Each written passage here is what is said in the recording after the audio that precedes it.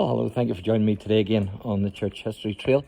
You're very welcome to the programme. And what you're looking at now is the Governor's residence here in the old jail at Downpatrick.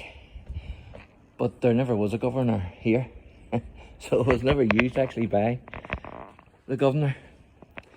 But it is quite possible that prisoners were actually kept in here as well.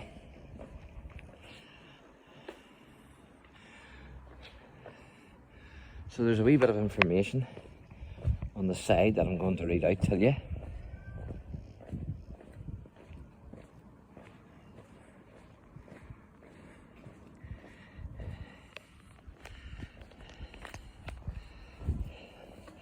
It says the Governor's residence. Despite the name, there wasn't a governor here. The building housed stores, chapels and staff quarters.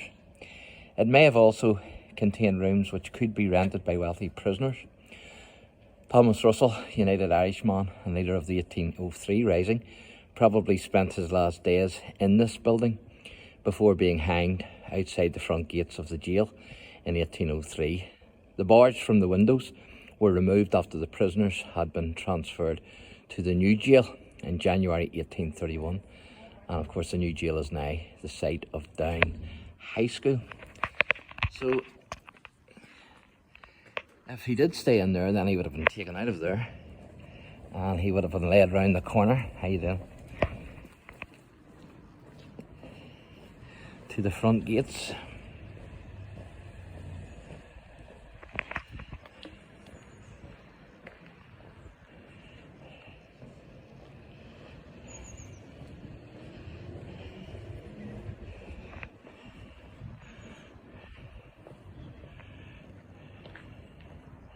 Some pod, isn't it?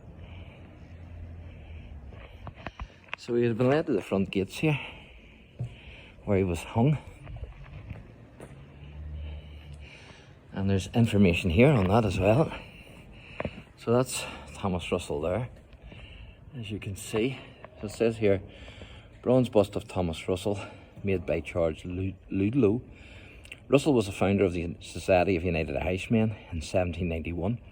Which sought greater union between Protestants, Catholics and Dissenters. He was hanged at the entrance of the jail in 1803 for his part in the unsuccessful rising of that year. So he was actually hung here. And from that board there, I've been told,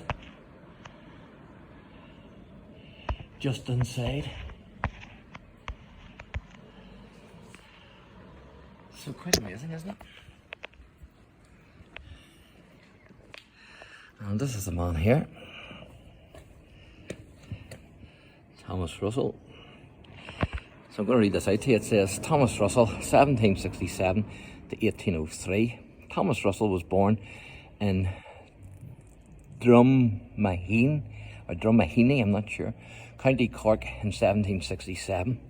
His family were Anglicans, originally from County Kilkenny, so he was unique because most United Irishmen were Presbyterians, but he was from an Anglican background. So it says his father and brother were both officers in the army, and Thomas joined up at the age of 15 and serving for 5 years in India. In 1790, Russell met Theobald Wolfe, who was to have a great influence on his thinking. In 1791, Russell, Tone and other leading radicals formed the Society of United Irishmen in Belfast and Dublin. The aims of the society were to extend political representation within Ireland and to work for greater union between the Protestants, Catholics and Dissenters of Ireland. Gradually, the United Irishmen began to move up further away from the idea of peaceful revolution to preparations for armed insurrection.